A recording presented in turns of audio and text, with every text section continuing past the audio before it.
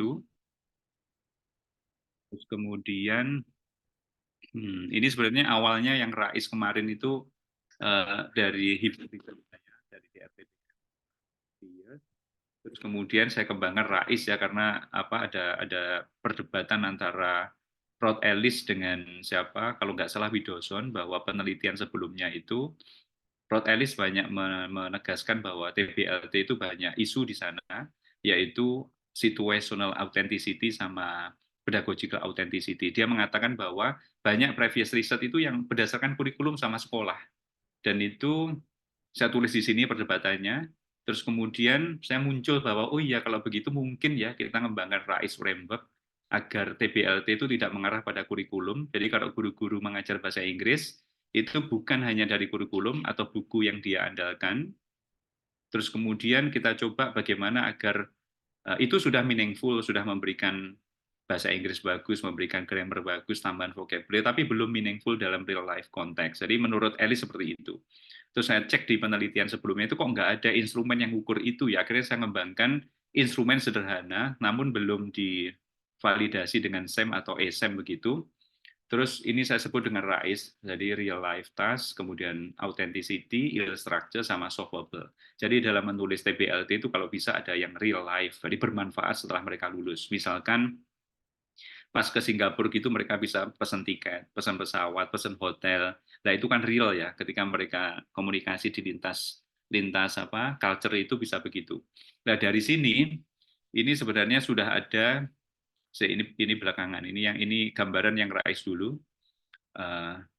Ini sudah ada pegangan sedikit di tabel ini ada 4 framework yang saya ulas dan nggak tahu ini agak bagus ini kemarin nulisnya pas semangat. Jadi ada 4 yang R-nya itu ada di online TBLT assign student to work in groups. Jadi intinya R itu kayak apa sih kita membuat real life itu harus di dalam grup ya TBLT. Nah ini sayangnya Bapak Ibu instrumen 1 2, 4 framework ini belum saya validasi menggunakan SEM seperti yang saya terbit di SSCI di Real ya, di Real Journal. Nah ini ada yang bisa dikolaborasikan. Jadi nanti Bapak Ibu tinggal melengkapi ini saja. Sebentar saya ganti dulu. Melengkapi Word saya ini nanti saya share di grup Bapak Ibu yang hadir ini.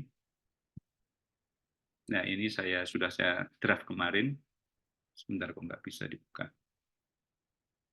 Oke, oh belum saya klik. Jadi sudah saya tuliskan mohon maaf tidak dalam PPT ya. Jadi kita punya topik yang untuk kolaborasi dengan dasar tadi.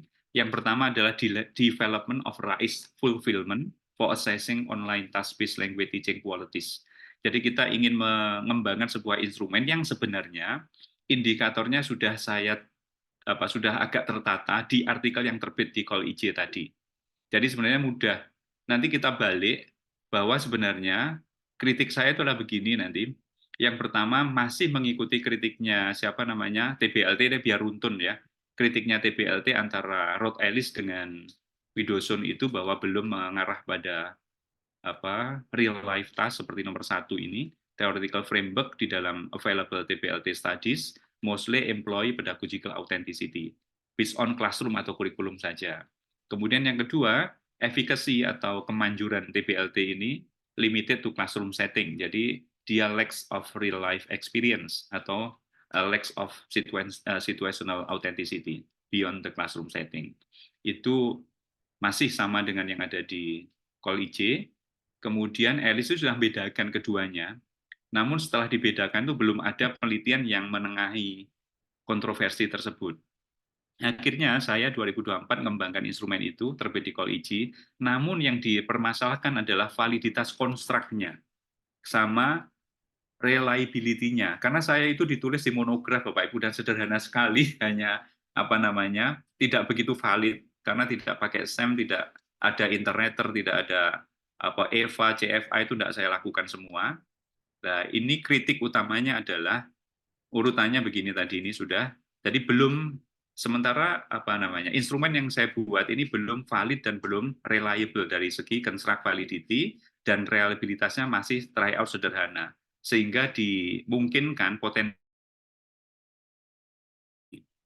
Jadi kita akan mengembangkan produknya adalah sebuah kuesioner di mana RAIS itu framework ini akan berisi sekitar 16 item ya untuk menilai kalau guru-guru membuat task base tugas di dalam tasnya mereka itu memenuhi framework ini agar apa namanya antara situational authenticity sama pedagogical authenticity itu bisa terpenuhi, apa harmoninya bisa ada di sana.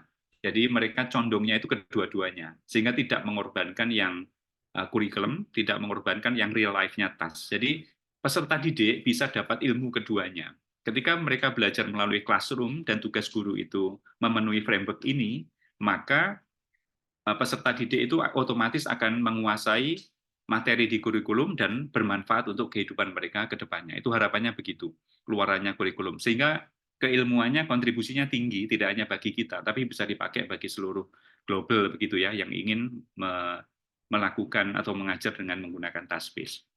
Sehingga mengisi kekosongan yang diharapkan Elis tadi. Kita pede aja, mungkin ini dengan ini Rod Elis akan happy, oh ada yang sudah mengukur. Mungkin nanti orang akan mengembangkan framework lain karena munculnya ini. Begitu. Jadi kontribusinya sangat tinggi. Kenapa saya sebut di topik dengan Pak Dayat itu ada potential topic for SSCI Journal. Jadi ini nanti saya share ke Bapak Ibu, monggo dikembangkan bersama. Nanti yang ingin tulis intro, yang terbaik kita pilih. Literature review pun sudah saya tulis draftnya.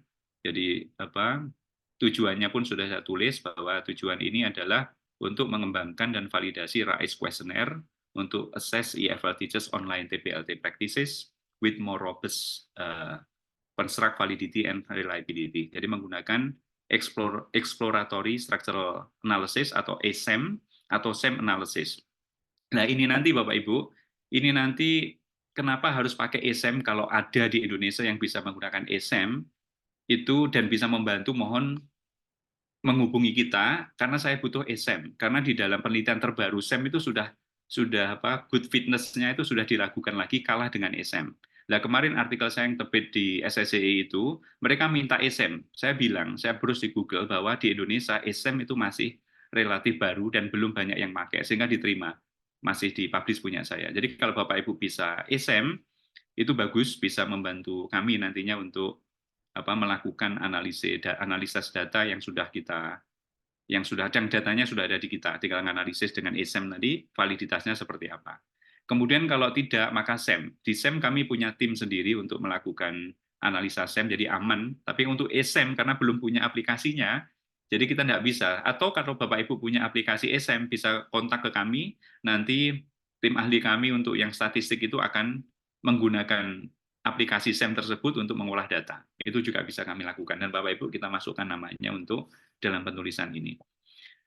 Kenapa nanti pakai ESEM? Maka kalau pakai ESEM, nanti kritiknya tambah lagi. Selain construct validity, sementara ini berbagai instrumen yang dikembangkan itu kebanyakan menggunakan SEM. Dan SEM itu sangat sensitif dengan validitas isu yang tidak begitu tinggi. Maka ESEM, nanti ada buktinya, ada apa? Ada backingnya. Kalau kita sebut sebagai in-text citation itu ada backingnya bahwa ini yang menunjang bahwa ESEM itu sangat tinggi validitasnya dibandingkan SEM. Itu sudah dilakukan oleh, kalau nggak salah siapa ya, Ehsan Namaziados atau lupa saya, itu dari Arab ya, jurnal terbit di jurnal Cambridge sama apa yang paling tinggi itu. Ini gambaran isi introduction-nya nanti di opening ya, mudah ya kalau opening, hanya concise definition of TPLT, kemudian area research of online TPLT itu seperti apa, TPLT tradisional sama online itu definisinya kan beda ya, diulas saja di opening, sama area riset of online TPLT kayak apa, bisa paraphrase dari punya saya di Call IJ. Kemudian kritisismnya ini yang Bapak Ibu harus kembangkan, slide begitu. Kemudian kritiknya masuk ke sini, nanti saya tambahi tadi. Sementara previous research tergantung kemampuan kita menganalisa metodologi. Kalau kita bisa pakai ESEM, maka di sini akan saya tambahi bahwa previous research menjadi nomor 6 tadi. Kebanyakan ESEM, SEM, maka kita dengan ESEM akan lebih tinggi validitasnya. Nanti akan saya tambah itu kalau ada yang punya ESEM. Terus kemudian kajian pustaka isinya nanti adalah ini, RAIS Validation in Language Learning, langsung aja, R itu apa, A itu apa, itu bisa paraphrase dari saya, kemudian kritik punya saya, karena RAIS Validation punya saya yang di mana itu, di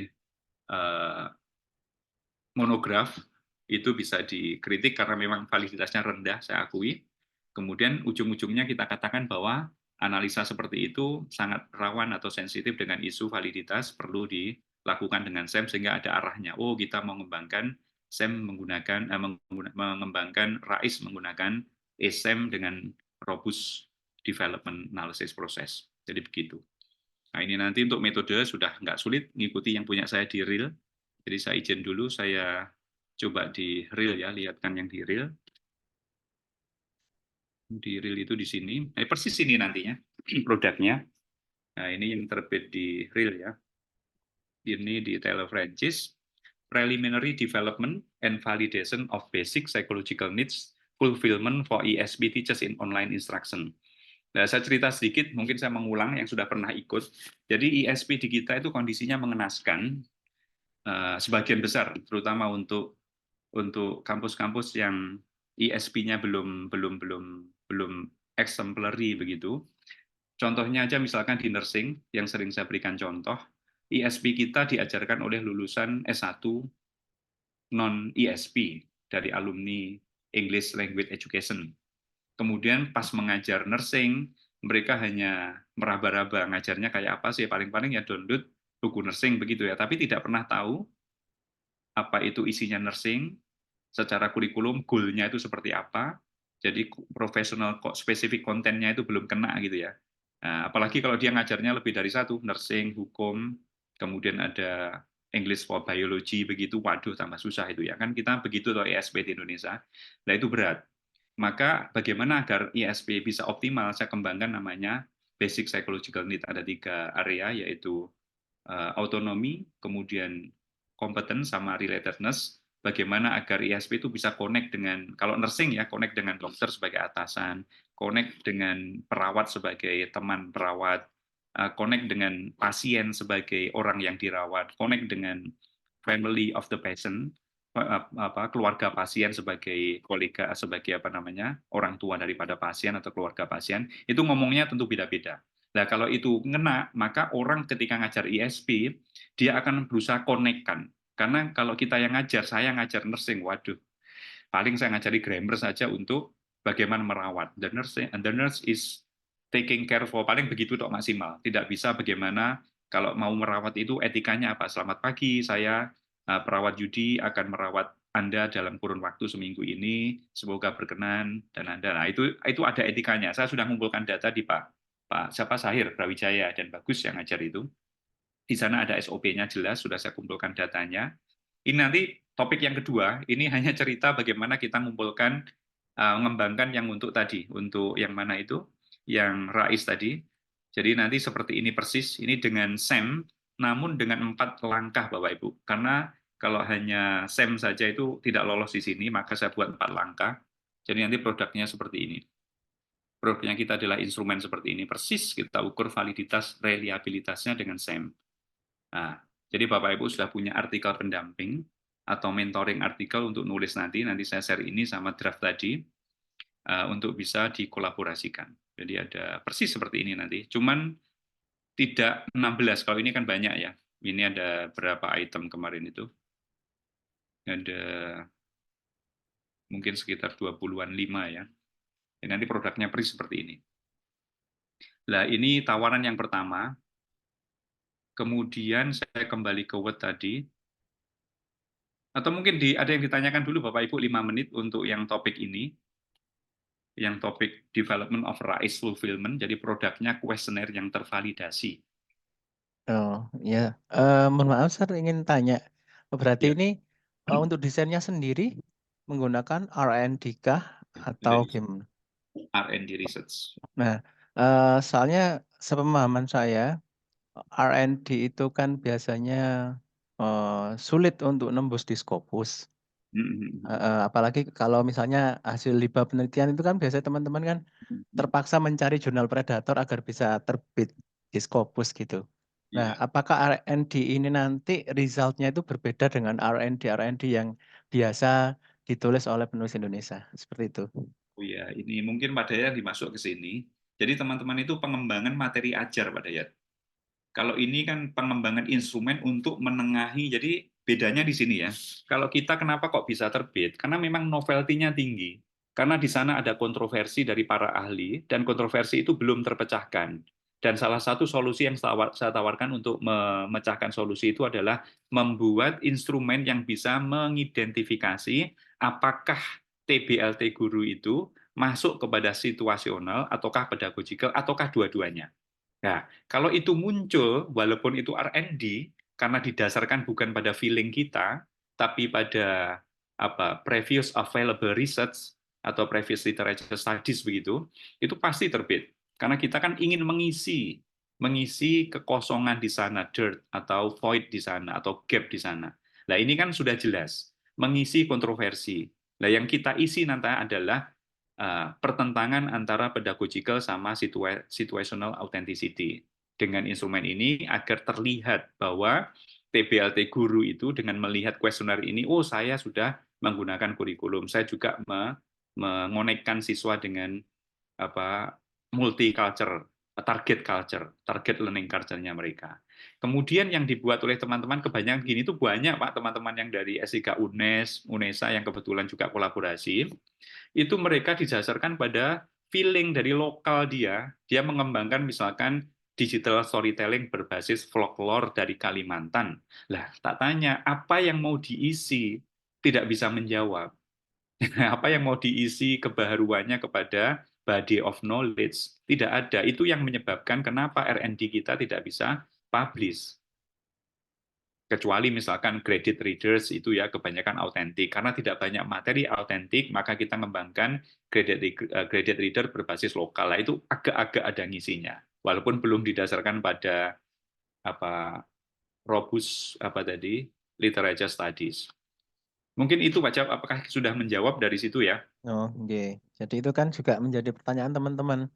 Apalagi ada juga statement dari salah satu narasumber terkenal di Indonesia yang publikasinya banyak, itu berstatement bahwa R&D itu bukan penelitian dan tidak akan masuk Scopus. Sulit untuk tembus Ya, Scopus, khususnya kalau untuk pengembangan materi ajar dan betul. untuk keilmuan bidang sosial humaniora. Tapi kalau untuk pengembangan produk yang fakultas ke bidang keilmuannya bisnis ekonomi, itu masih bisa katanya gitu. Ya, ini kan Ya, juga R&D ya, dan alhamdulillah terbit di SSCI kan, dan di atasnya iya. Scopus ya. Ini juga prosesnya 10 bulan ya. Jadi ini produknya. Iya, berarti produknya kalau ini instrumen gitu ya, Sir. Kalau Ya, yang Rais tadi sama instrumen juga instrumen berarti. RAIS. Instrumen ya. Ini kan instrumen BPN, Basic Oh, iya. Psychological Needs untuk ISP. Karena saya mengisi ada gap, sebenarnya saya ulangi lagi. Yang preliminary development and validation of basic psychological needs fulfillment for ESP teachers in online instruction, ini adalah menengahi kondisi ESP yang tidak ideal di Indonesia. Karena yang ngajar adalah kebanyakan lulusan S1 non ESP, tapi S1 bahasa Inggris. Dia belajar mengajar ESP pada saat dia mengajar. Otomatis kondisi ESP kita kasihan, dan kadang-kadang tidak ada koneksi dengan jurusannya atau dosen di jurusan ISP tersebut, katakanlah nursing. Kita nggak pernah ngajar kolaborasi dengan nursing. Kalaupun kolaborasi, dosen nursing tidak bisa bahasa Inggris. Itu menjadi masalah kan? Nah, bagaimana agar ISP kita menjadi optimal? Maka saya butuh sebuah instrumen pas ngajar itu ingatan ini.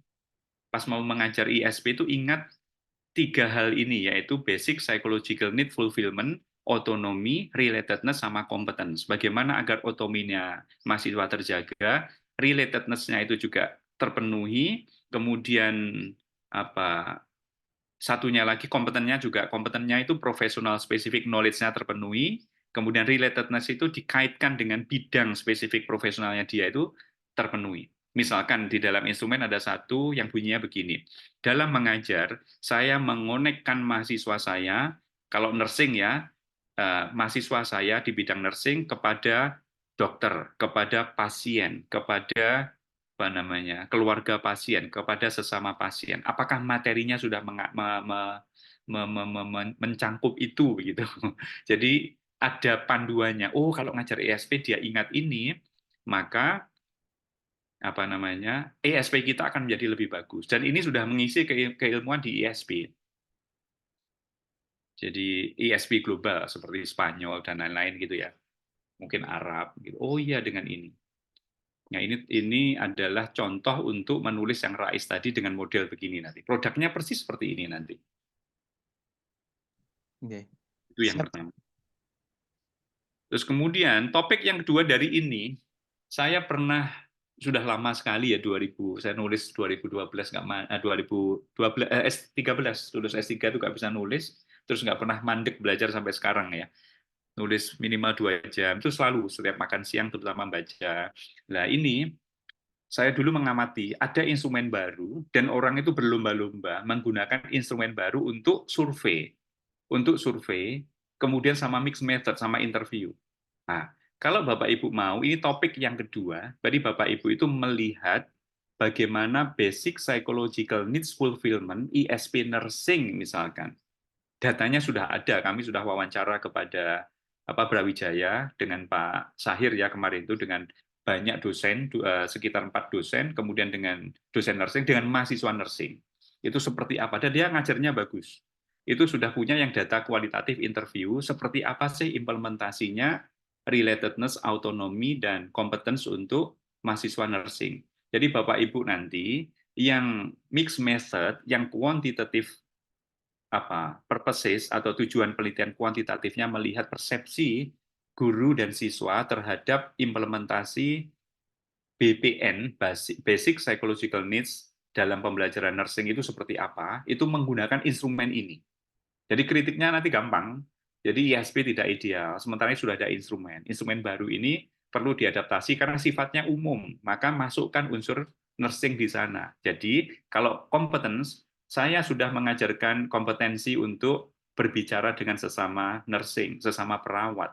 Saya sudah mengoneksikan peserta didik saya dengan dokter, bagaimana cara berkomunikasi dengan dokter. Maka instrumen ini akan ada namanya adjustment, akan adanya namanya adaptation atau amendment, ada perubahan. Nah, kemudian Bapak Ibu validasi lagi dengan SEM. Jadi nanti untuk SSCI, Bapak Ibu menggunakan instrumen ini, tapi kita rubah, kita modifikasi isinya, kita uji lagi dengan SEM di artikelnya. Kemudian setelah diuji SEM, kita terapkan survei.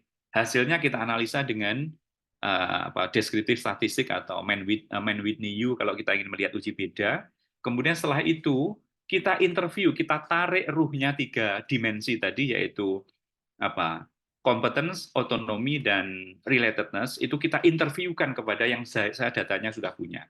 Nah, sehingga temuannya akan menjadi bagus. Oh, ISP yang ideal untuk nursing itu ketika mengajar itu seperti ini kah? Nah, itu akan menjadi pandangan bagi pengajar-pengajar ISP lainnya bahwa dalam mengajar ISP koneksikan dengan 3 hal ini. Sehingga layak untuk masuk ke dalam SSCI. Karena saya baca di Recall Cambridge itu, topiknya sederhana, mixed method antara survei, kemudian dengan interview, tapi di dalam penulisan artikelnya itu ininya ditampilkan. Nah, analisanya ini ditampilkan, kayak gini, itu validitas prosesnya ditampilkan, di bawahnya baru hasil analisa data. Jadi hasil validasi dengan SEM itu ditampilkan seperti ini, di bawahnya hasil finding-nya.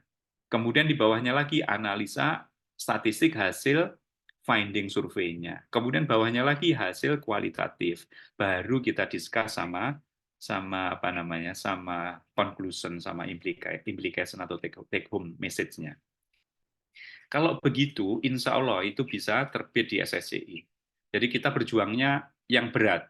Nanti kalau terjelek, kita pasti akan masuk di Scopus. Jadi kalau nanti ini yang kedua. Jadi itu ada 2 topik yang saya sampaikan pendek. Kemudian ada topik lagi, apa tadi ya?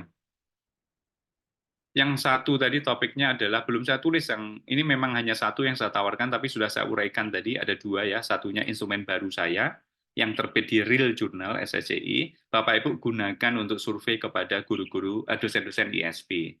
Kalau ingin nursing, ya nursing saja. Kalau ingin global, malah bisa lebih dari 2 artikel. Ada yang ISP, ada yang engineering, ada yang manajemen misalkan, begitu boleh juga. Terus kemudian topik yang ketiga itu saya tadi teringat itu ada Dr. Clinton dari English speaking country ya, dari South Africa yang ngajar di kampus British di sana, terus pindah ke sini, terus dia suka curhat tulisannya dia agar bisa terbit bahasa bahasa anunya belajar gitu ya, belajar bersama. Datanya sudah ada di kami juga, jadi topiknya nanti ya kalau nggak jauh dari ya Ken native writers learn from non non native ya, non native to publish to publish. Kalau ini ya pakai there ya, kalau banyak publish there sini Ken native. Oh kalau satu ya to publish his atau her, to publish his or her research article in, misalkan begitu. Nggak tahu, ini masih feeling saja. On native English. Nah, jadi narrative inquiry kalau ini ya. Nah, gitu. Nanti pakai narrative inquiry. Jadi menceritakan bagaimana saya, nanti subjeknya bisa saya, narrative inquiry.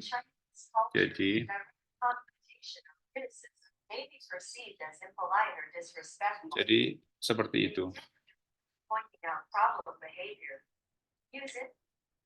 Jadi ini pakai narrative inquiry. Jadi nanti apa namanya, subjeknya adalah artikel Dr. Clinton, mulai dari dia sebelum submit, menulis topik, kemudian dia konsultasi, kemudian dia merevisi, submit ke jurnal, dia merevisi, kemudian sampai sekarang sudah mau publish, final copy editing saya sudah punya. Jadi nanti subjeknya adalah Dr. Clinton, asalnya saya sebutkan dari South Africa, pernah ngajar di kampus prestisius miliknya Cambridge di sana, namun karena dia akhirnya pindah di sini, dan dia awalnya sudah punya satu publikasi Q2 di Australia Journal of Education, kemudian selama di sini dia belum pernah terbit, dan hubungannya sudah 1 tahun, jadi kaya untuk research participant, demographic information-nya atau background-nya itu akan kaya dengan pengalaman dia sebelumnya. Terus kemudian dia konsultasi berapa kali, ada yang di rumah, ada yang di kamar saya ini, ada yang di ruang kerja kantor, ada yang di perpus. Nah, itu saya gambarkan semuanya. Ada yang online, ada yang email, itu nanti kita gambarkan. Ada yang melalui Line, application, nanti perkembangan development-nya itu seperti apa, kok bisa publish. Apa saja yang non-native ini sumbangsihkan ke beliau. Mungkin saya pas memberitahukan bahasa Inggris saya banyak belepotan, grammarnya banyak, diction-nya yang aneh, tidak sounds native begitu, tapi dia kan sounds native. Nah, tapi itu membuat kaya. Jadi, oh bisa ya ternyata walaupun orang biasa, bahasa Inggris dengan yang low, yang tidak begitu high performance atau high English proficiency, tapi dia bisa memberi masukan dari sudut ini. Itu kebaruannya juga unik saja bagi saya. Kebaruannya belum ngecek mau mengisi apa, tapi sepertinya akan mengisi sesuatu. Nah, ini pesan kepada teman-teman. Banyak teman-teman yang nulis itu feeling dulu, punya apa ditulis dulu, tapi tidak pernah dikensal. Jadi teman-teman kalau nulis itu kami sarankan kalau bisa, di Google Scholar ditulis, kontroversi TBLT, itu pasti muncul. Kontroversi atau, kalau mau spesifik, kontroversi di dalam implementasi TBLT atau methodological shortcoming of TBLT research.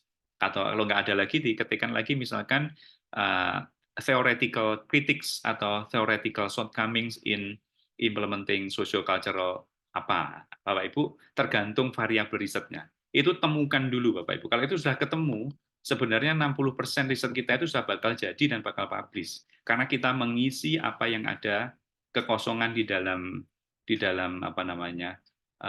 bidang yang akan kita tuliskan. Nah, banyak teman-teman yang sharing, yang kolaborasi begitu, topiknya jadi, tapi mau ngisi apa, ini akhirnya bongkar. Kadang-kadang datanya juga tidak bermanfaat, itu yang susah kita mengatur. Lebih enak kita mulai dari awal, kita consult dulu melihat systematic literature review atau metasintesis, di sana ada debat apa, ada saran penelitian apa, itu sudah pasti kita mengisi sesuatu. Nah, itu yang dapat saya sampaikan Pak Dayat, mungkin bisa kita lanjut dengan diskusi kalau teman-teman nanti ingin Word ini. Ya kita share, nanti kita share. Teman-teman kalau ingin kolaborasi, bisa langsung nulis bagian mana, kirimkan ke kami. Kalau bagus, langsung kita stop. Sudah diisi oleh nama ini, Bapak Ibu bisa menulis yang lainnya. Terima kasih Pak Dayat, mungkin itu. Terima kasih. Assalamualaikum warahmatullahi wabarakatuh. Waalaikumsalam warahmatullahi wabarakatuh. Terima kasih Pak Yudi. Mungkin dari teman-teman ada yang punya pertanyaan, silakan.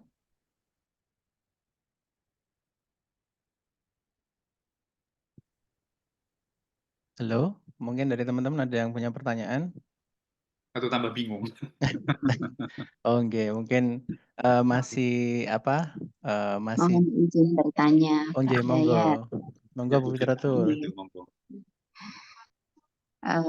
Untuk judul yang terakhir nih tadi menarik. Kalau narrative inquiry itu kan berarti ceritanya seharusnya dari si native ya Pak, yang dia memproses diri bagaimana belajar. Terus kita bagaimana cara tahu atau mendapatkan data untuk menguraikan dalam artikel kita? Iya. Nanti saya yang bagian itu Bu, karena saya sudah apa namanya, sering berinteraksi sama beliau, selalu ngomong riset, dan saya tahu artikel beliau yang mau dikirim seperti apa, dia minta saran. Kemudian pas nulis intro, gap saya sudah bagus, nggak, dia minta saran. Jadi perubahan sebelum dan setelahnya itu saya masih megang datanya, data beliau. Jadi aman. Sampai mau publish, insya Allah publish mungkin dalam 1-2 bulan ya. Kemarin sudah di Springer itu sudah masuk ke editing yang bagus itu. Dia ada question 1, 2 sampai berapa yang harus direvisi, misalkan kurang DOI, kurang apa itu direvisi, setelah itu tinggal publish. Oke, makasih Pak Yudi. Terima kasih Bu Fitratul. Mungkin dari teman-teman yang lain ada lagi? Mohon izin Silakan, Pak Dayat. Mendengar narrative inquiry Pak Yudi, saya juga tertarik itu seperti sesuatu yang jelas mengandung kebaharuan ya. Untuk outline-nya belum ada nggih Pak Yudi. Misalnya kalau saya tertarik itu outline-nya seperti apa ngaten. Nggih, matur nuwun. Bisa download punyanya Pak Santo sama saya, Narrative Inquiry ya. Kami sudah pernah kolaborasi nulis mahasiswa S2 kami yang kebetulan sedang S2 di Gresik. Saya tulis bagaimana pengalamannya mengikuti PPG online. Saya lihat perkembangan pembelajaran TPACK-nya. Itu ada di Call IJ, terbit tahun berapa Pak Santo ya? Penulis pertamanya Pak Santo, saya penulis kedua, hanya 2 orang penulisnya. Itu Narrative Inquiry, cerita guru yang sedang mengikuti PPG online, kemudian perkembangannya ada di Kolije. Coba saya bisa bantu download ya. Atau Pak Santo bisa bantu download ya. Kok kembali ke sini ya?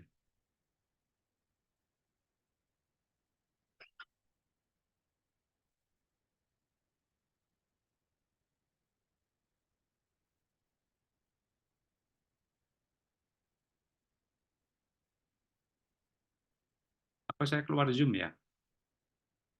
Tidak, Sir. Oh, enggak ya? Enggak. Itu di kapan ya kemarin ya? Ada di Call IJ, arsip, tahun berapa sama Pak Santo? 2022 mungkin, isu yang lupa saya. Kalau nggak salah di sini ya mungkin. Itu ada Bu, topiknya Narrative Inquiry. Nanti Bu silakan download di Call IJ ya. Saya lupa isu berapa, kalau nggak 2022 ya 2023 ya. 2023 Oktober atau Agustus kalau nggak salah, sebentar.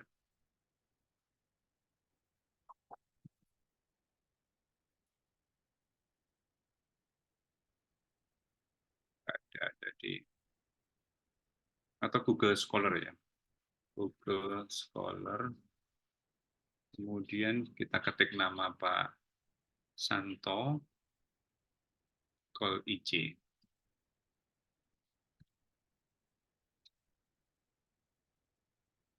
Nah ini, Belief and Emotion of Becoming a Call Teacher, Narrative Inquiry of Personal Professional Growth. Nah, ini kami tulis berdua ini. Nah, ini. Mari Bapak Ibu bisa mengikuti ini jika ingin Masih menulis. belum terlihat di Belum. Oh, sebentar. Zoom-nya kok. Oh, Belum di-share screen, Sir. astagfirullahaladzim, mohon maaf. Saya share screen. Nah, ini sudah terlihat, nggih? Y, sudah. Nah, ini Bu. Belief and emotion tadi apa? Draftnya bisa ngikuti ini aja. Belief and emotion of becoming call teacher, narrative inquiry, personal and professional growth. Nah, ini seperti ini isinya. Nah, ini method, kemudian jadi tidak pakai kajian pustakanya, saya lebur dengan intro ya. Ikuti Denzim model. Persis seperti ini nanti, wes. Berarti bisa kita jadikan kayak persis. mentor artikelnya Pak nggih. Ya, nanti ngikuti ini aja ceritanya. Nanti disubmit di jurnal Asia TOEFL atau apa ya. Oh, kok yang SSCI, kalau itu tadi belum ke SSCI ya, saya dicoba aja ke SSCI. Ke Practice and Critics miliknya Emerald itu juga bagus juga. Ya, nanti gambarkannya begini, berarti collaborative experience atau apa itu ditulis nanti. Persis ini. Bagaimana membangun tema dari naratif. Gitu. Begitu, mungkin itu Pak Dayat. Terima kasih Pak Yudi. Ini ada request filenya mungkin nanti bisa di-share di grup IRID Ya, siap, untuk siap. artikel panduannya. Mungkin yang terakhir pertanyaan dari teman-teman untuk materi Pak Yudi sebelum dilanjut materi berikutnya. Dasar dengan Pak Dayat. Oh, J. Bentar.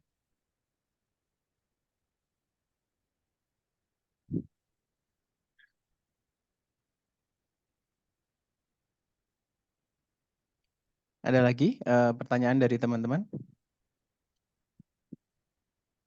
Mbak Nanda mungkin untuk cara gabung grup WA IRID, jadi mungkin sedikit menyampaikan bahwa ini adalah tahun ketiga, sudah 2 tahun lebih IRID berdiri. Kemudian kami ada kartu anggota. Kemudian untuk bergabung di keanggotaan IRID, nanti bisa menghubungi Mbak Nanda, ya Mbak Nanda, atau bisa menghubungi saya juga. Mungkin Mbak Nanda bisa chat nomor WA-nya Mbak Nanda, nggih. Nanti biayanya saya lupa 300.000 kalau tidak salah. Itu untuk 2 tahun keanggotaan dan fasilitasnya adalah teman-teman dapat seminar gratis selama 2 tahun itu, khusus anggota ya. Seperti itu. Dan juga nanti untuk video Zoom kita juga akan sharing. Jadi kita setiap agenda seperti ini ada direkam dan nanti dimasukkan ke YouTube-nya IRID. Teman-teman bisa cek di YouTube IRID itu sudah banyak videonya. Nanti kalau yang video terbaru ketika nanti sudah publish di YouTube akan kami share juga di grup WA. Seperti itu. Mungkin bagi yang nanya tentang itu, nggih. Untuk materi yang tadi insya Allah nanti di-share di grup WA. Ya, ini saya sudah di-share, sudah dikirim Pak Yudi. Nanti akan saya share setelah acara, nggih. Akan saya share di grup. Jadi insya Allah semua anggota IRID akan dapat seperti itu. Ada pertanyaan lagi?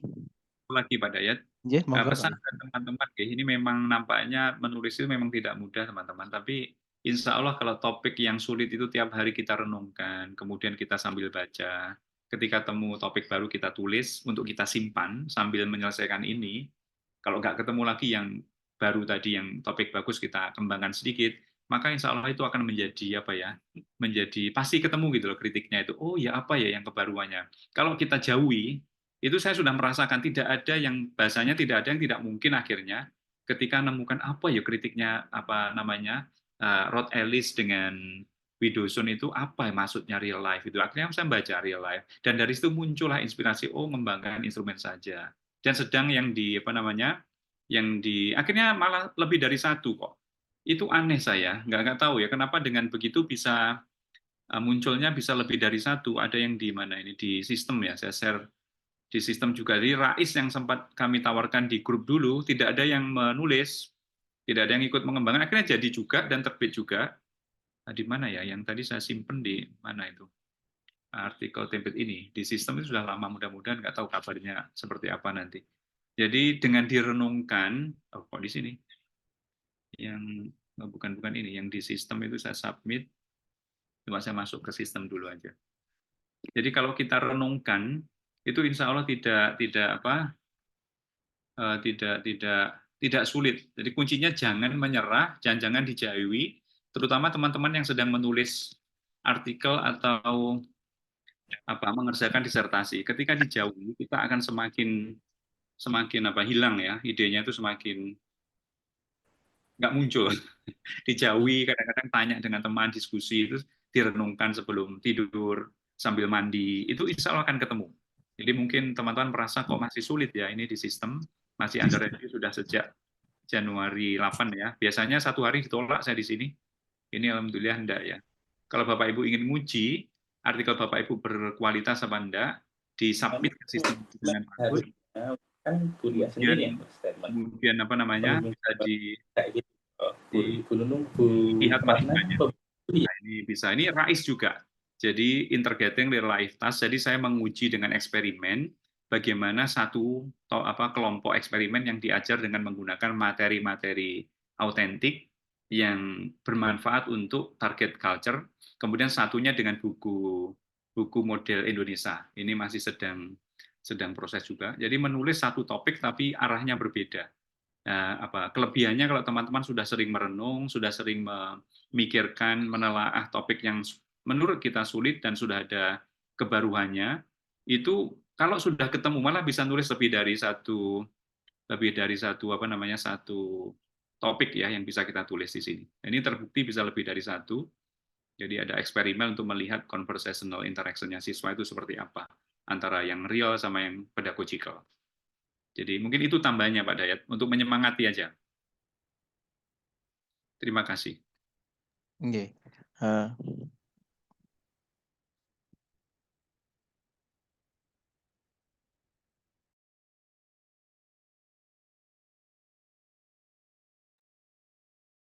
Pak Dayat masih mute.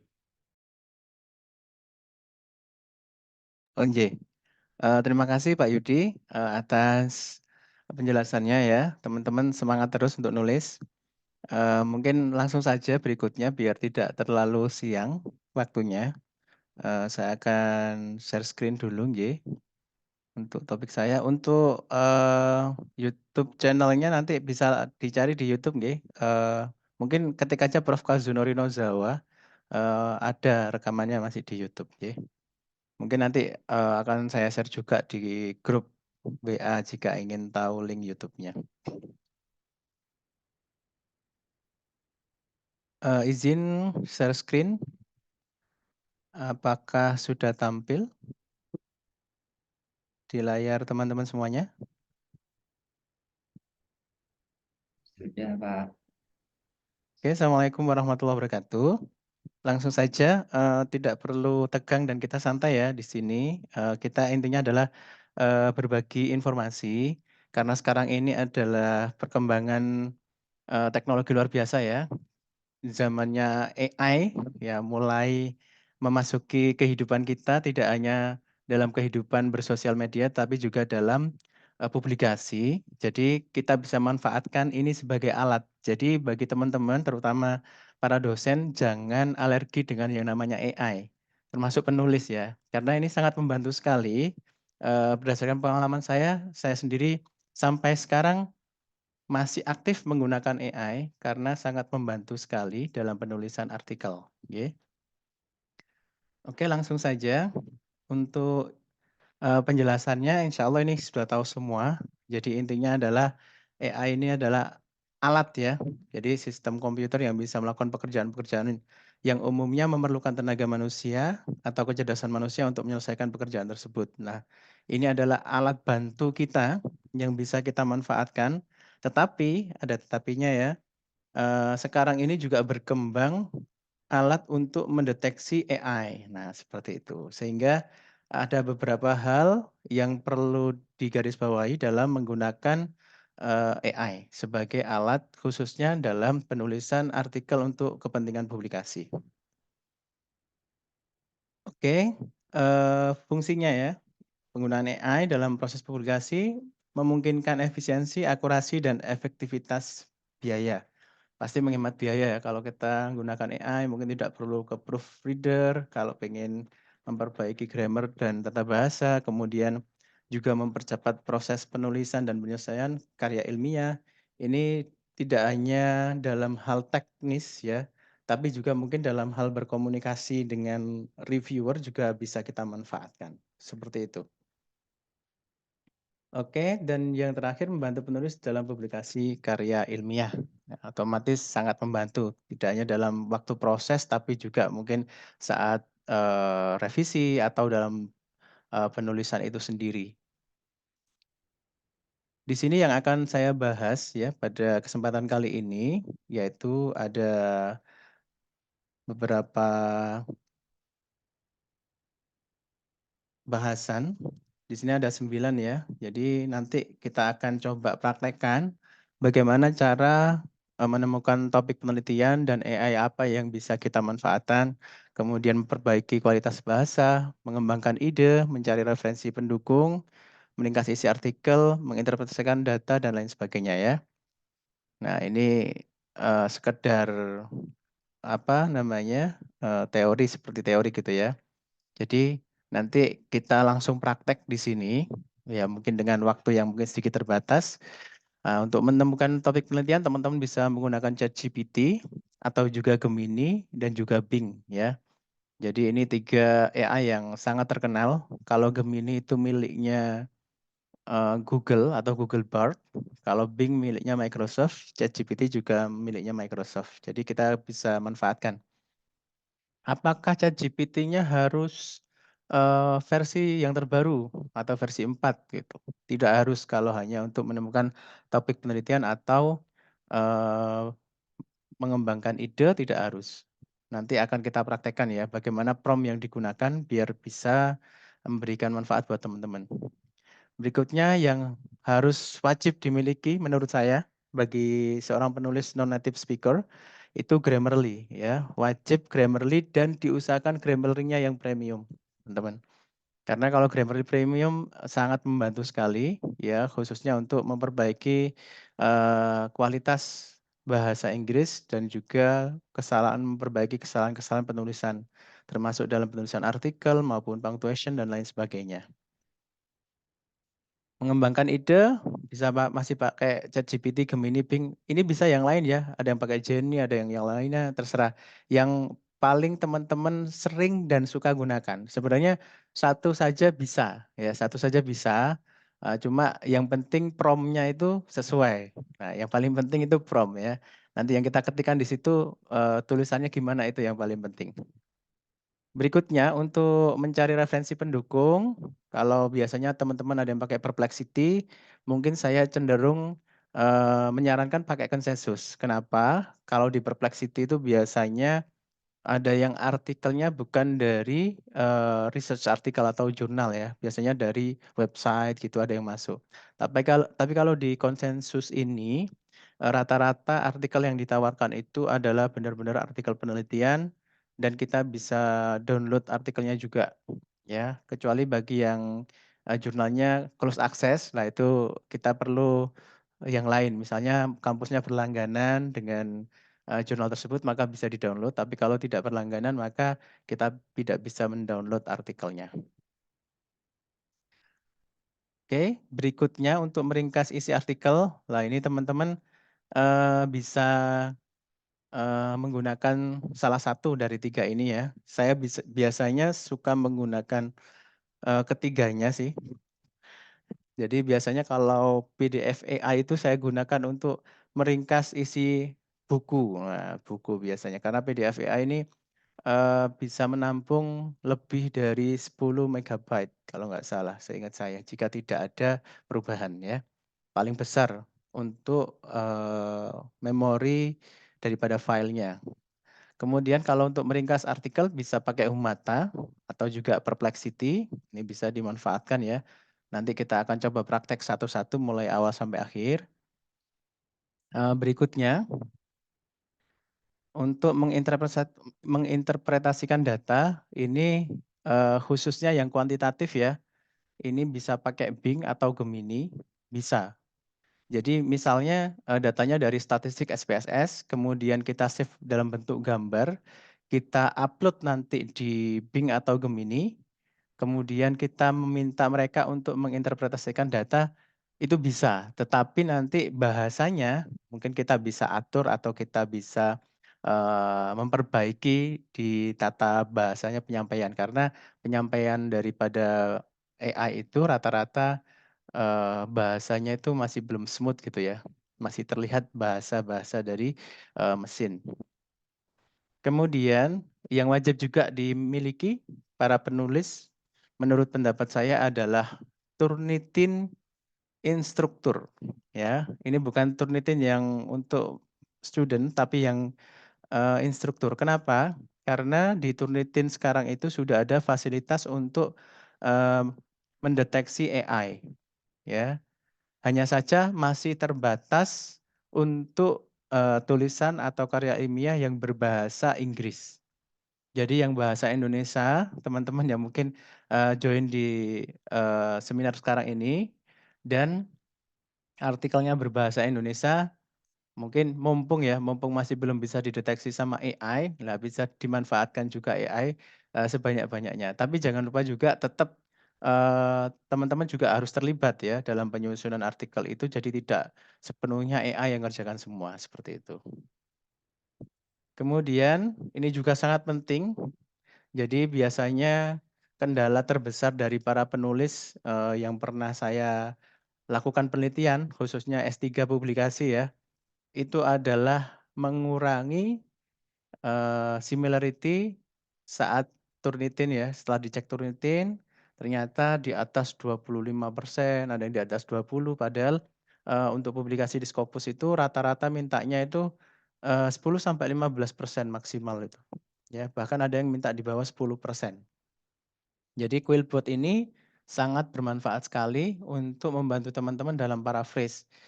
Tapi saya sarankan juga Quillbot-nya yang premium. Karena hasil dari yang premium dan yang tidak itu biasanya berbeda. Seperti itu.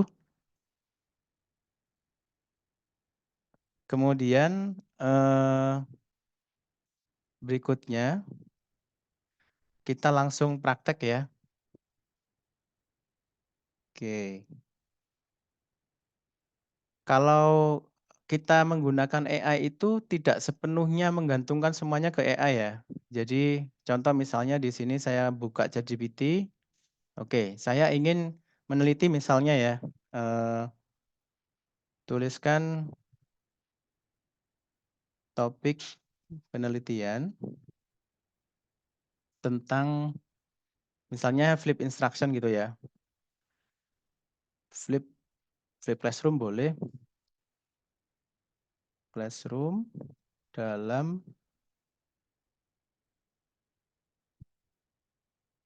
meningkatkan writing mahasiswa.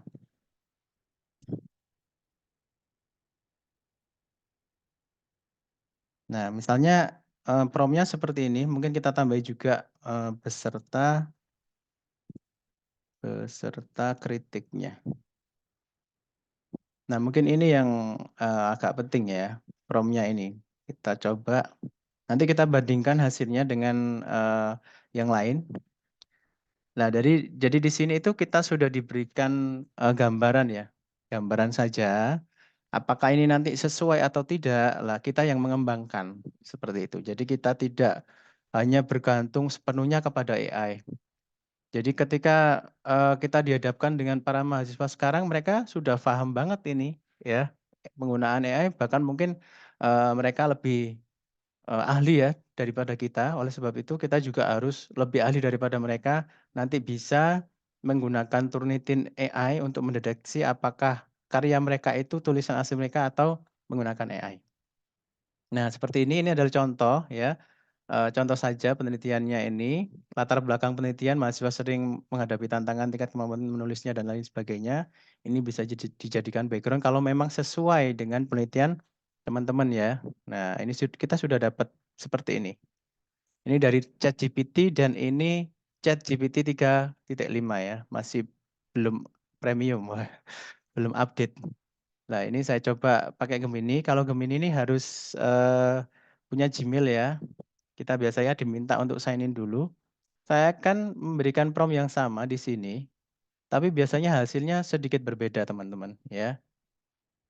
Nah, seperti ini.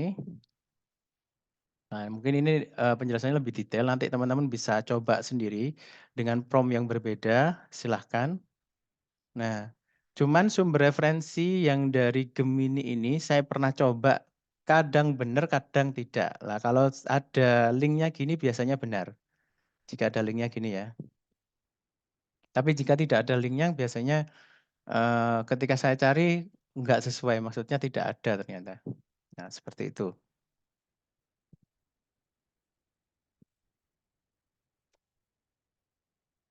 Berikutnya kita coba pakai Bing ya. Kita pakai Bing, teman-teman kalau ingin pakai Bing, saya sarankan login aja nggak apa-apa ya, yang punya akun Microsoft. Kemudian kita pilih yang lebih tepat mungkin ya di sini. Kemudian kita coba paste juga prompt yang sama. Nah, nanti kita lihat apakah hasilnya sudah sesuai dengan apa yang kita inginkan atau belum.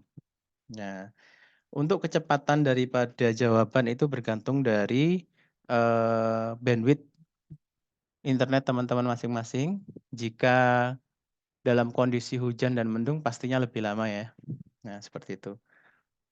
Nah, kita bisa bandingkan antara yang ini dengan yang ini dengan yang ini. Nah, ini untuk mencari topik penelitian ya.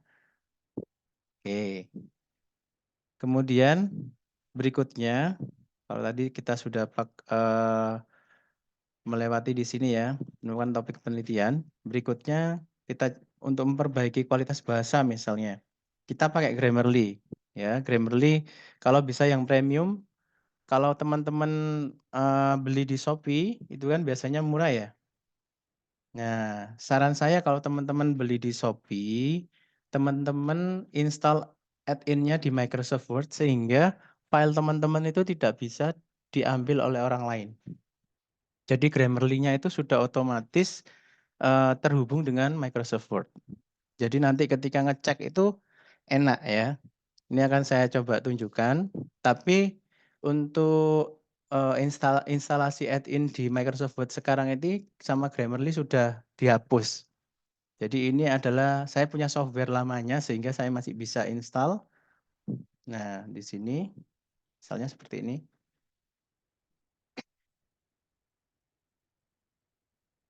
Mohon maaf agak batuk ya.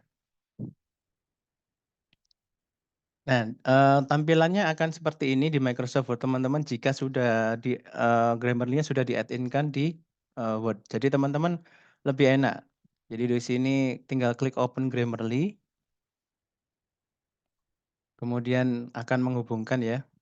Jadi nanti kalau sudah hijau baru nanti ini semua akan muncul. Nah, masih berproses nih. Nah, seperti ini.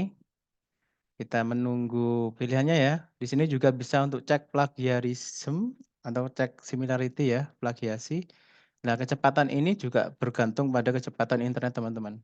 Nah, sehingga nanti teman-teman di sini tinggal memperbaiki kalau memang sesuai untuk solusi yang di sebelah kanan ini, teman-teman bisa langsung klik. Tapi kalau nggak sesuai, maka disesuaikan dengan konteks di sini. Karena terkadang suggestion daripada Grammarly itu tidak sesuai dengan konteks yang ada di artikel kita. Kalau untuk cek correctness-nya aja, kita bisa klik di atas ini, bagian correctness. Nah, sehingga kita bisa langsung ketika diklik ini, nanti di sini langsung ada solusinya atau feedback-nya ya. Kita bisa langsung klik ganti gini. Sehingga langsung berubah di sini ya.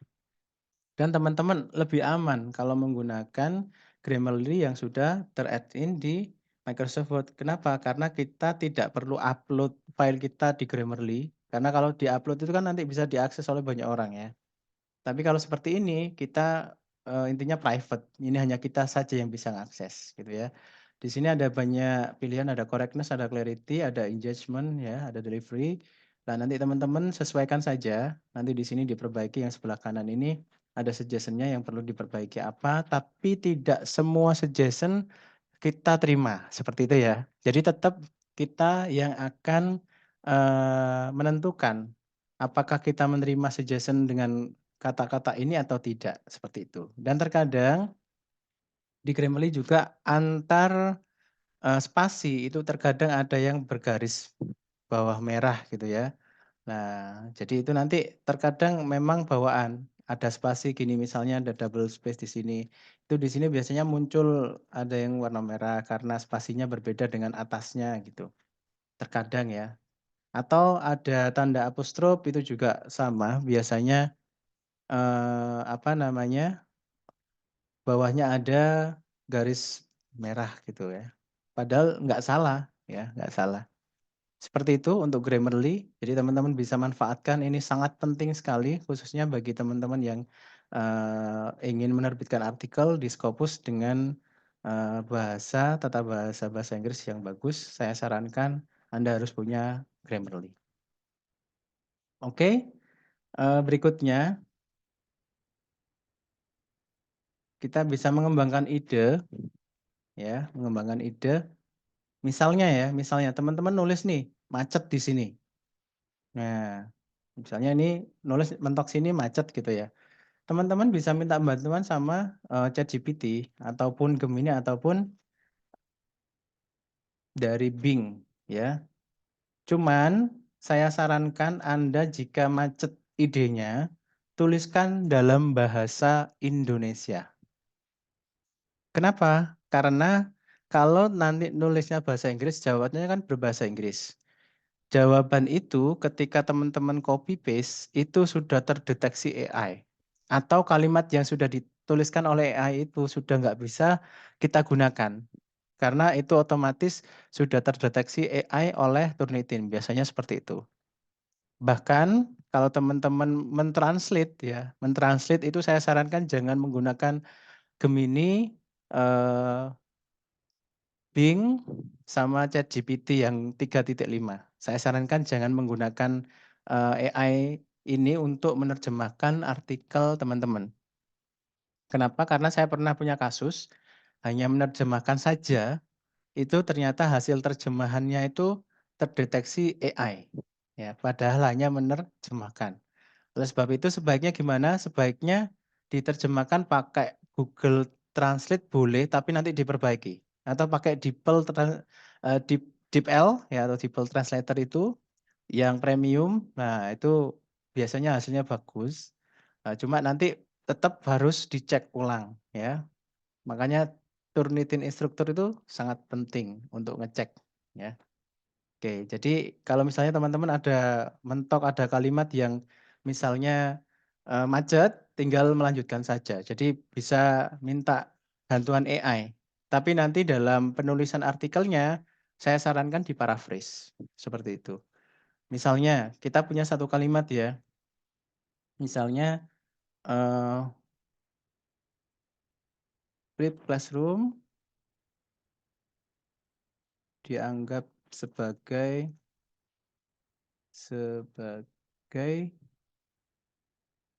strategi pengajaran yang efektif.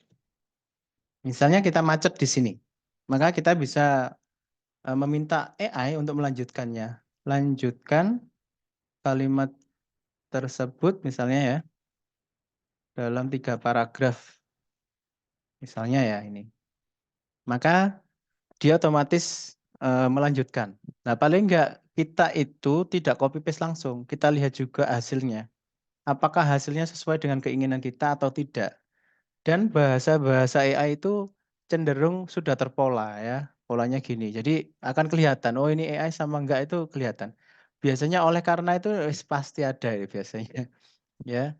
Jadi teman-teman ketika macet dalam satu kalimat itu tinggal diketikkan aja nambah, kemudian berikutnya kita baca, kemudian kita seleksi apakah ini sudah sesuai atau belum. Kalau memang sudah sesuai semuanya, maka bisa di copy paste tapi diparafrase, ya. Ini untuk meringankan saja. Cuman kalau ingin meningkatkan kualitas teman-teman dalam mengembangkan ide, saran saya ya, ini hanya sebagai garis besarnya saja. Nanti kita buat kalimat sendiri secara manual.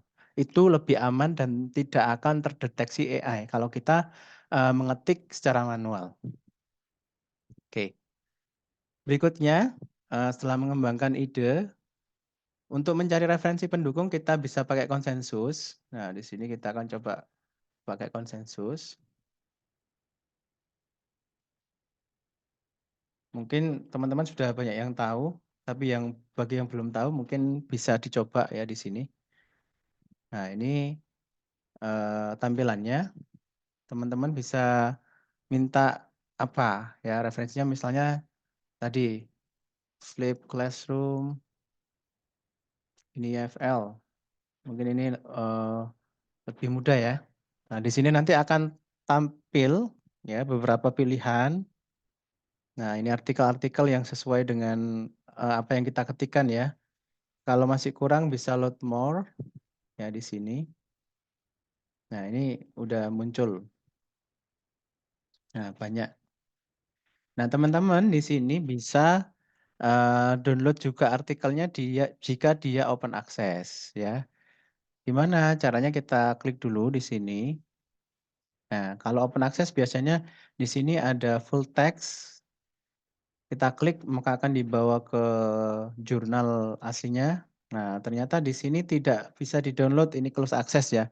Nah, maka teman-teman mungkin cara yang baik adalah minta teman-teman yang lainnya yang punya akses ke sini. Kalau artikelnya itu open access-nya itu gratis ya, atau daripada jurnalnya itu membuat open access, maka otomatis nanti ketika kita klik di situnya, misalnya di sini ya, ketika kita klik di full text, maka akan bisa di-download filenya. Atau bahkan terkadang di sini sudah ada file PDF-nya. Nah, jadi di sini teman-teman bisa manfaatkan konsensus ini untuk mencari referensi sebanyak-banyaknya yang sesuai dengan topik yang teman-teman tulis. Ya, banyak di sini. Pokoknya jika masih kurang banyak, tinggal klik load more, maka dia akan berproses lagi. Oke, berikutnya. Di sini untuk meringkas isi artikel, Bumata, Perplexity, PDF AI, monggo silakan teman-teman pilih yang mana ya. Mungkin di sini saya akan praktek salah satu saja. Misalnya saya pakai Umata gitu ya.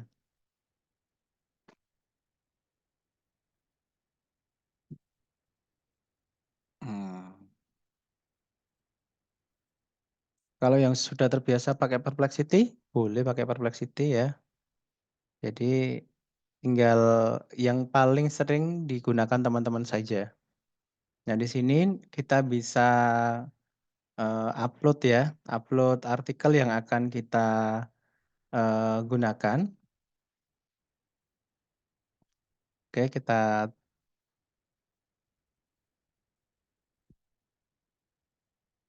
biasanya diminta untuk register dulu ya. Nah, teman-teman nanti bisa coba di sini. Yang belum punya akun harus daftar dulu biasanya. Sebentar, saya coba cek dulu.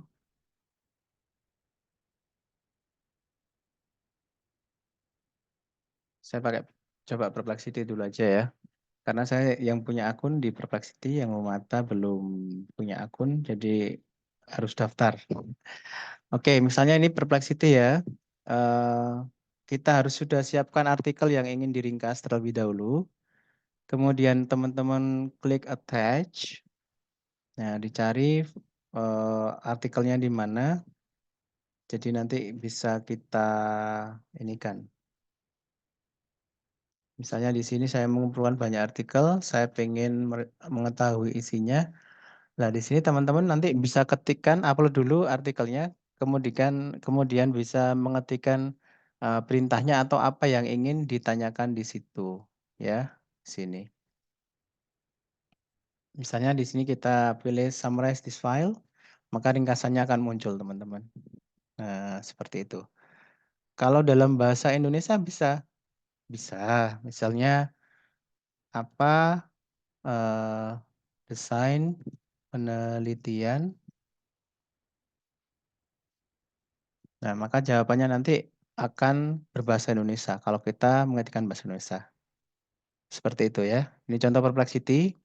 Untuk mempercepat waktu saja, Humata nanti teman-teman bisa coba sendiri ya. Berikutnya di sini ada Bing dan Gemini. Untuk menginterpretasikan data, kita bisa manfaatkan Bing ya, atau juga Gemini boleh. Syaratnya adalah teman-teman harus punya gambar dulu, gambar yang akan diinterpretasikan ya, hasil analisa data ya. Biasanya dari SPSS itu ada gambar di copy paste, kemudian disimpan gambarnya. Nanti kita bisa analisa ya. Hasilnya gimana? Seperti itu. Seperti ini, kita klik yang tambahkan gambar. Kita klik yang unggah dari perangkat. Nah, yang sudah disimpan misalnya. Nah, ini saya sudah mencoba menyimpan sebuah gambar. Kemudian perintahnya adalah interpretasikan data tersebut misalnya. Maka kita tunggu prosesnya. Jadi di sini prosesnya agak sedikit lama bergantung dari kecepatan internet teman-teman. Ya, biasanya agak sedikit lama.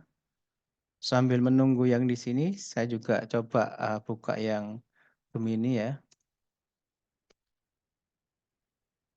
Karena biasanya prosesnya lebih cepat yang di Gemini, teman-teman, daripada yang di Bing untuk proses jawaban ini. Oke, kalau di Gemini teman-teman klik yang upload image ini. Kemudian klik gambar yang akan diinterpretasikan. Kemudian di sini tinggal memberikan prompt-nya.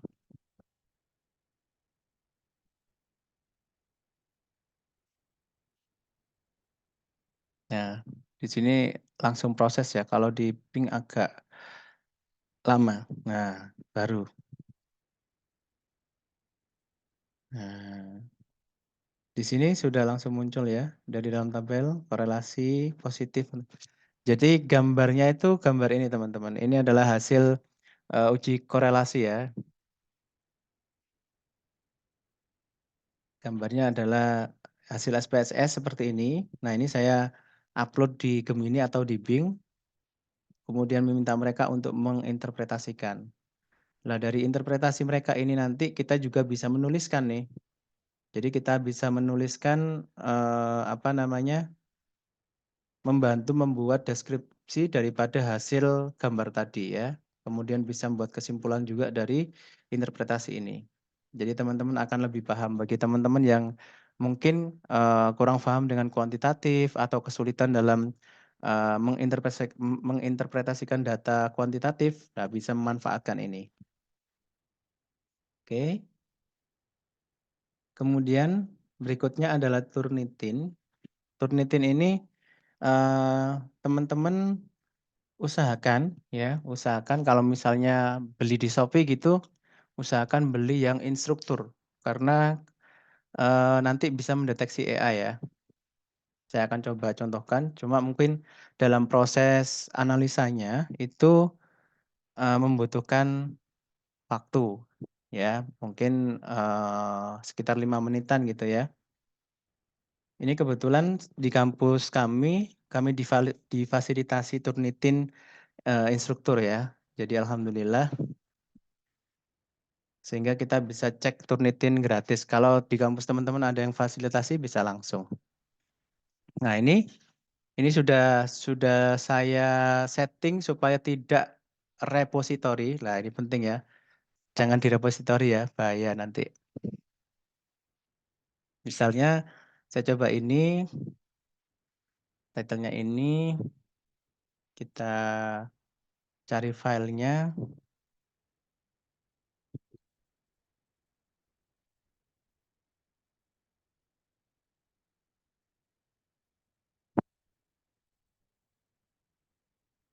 Misalnya kita cari file.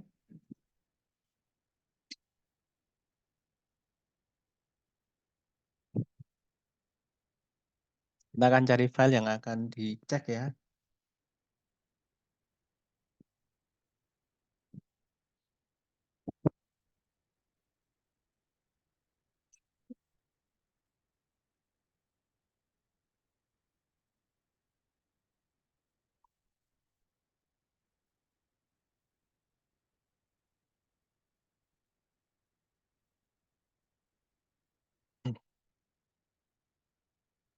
Misalnya seperti ini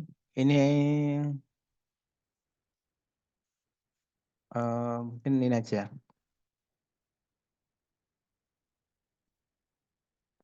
Ini saya lagi kolaborasi sama Pak Yudi juga, ya. Yang ini aja. Oke, kita upload dulu. Di sini kita tunggu prosesnya. Ini bergantung dari kecepatannya ya.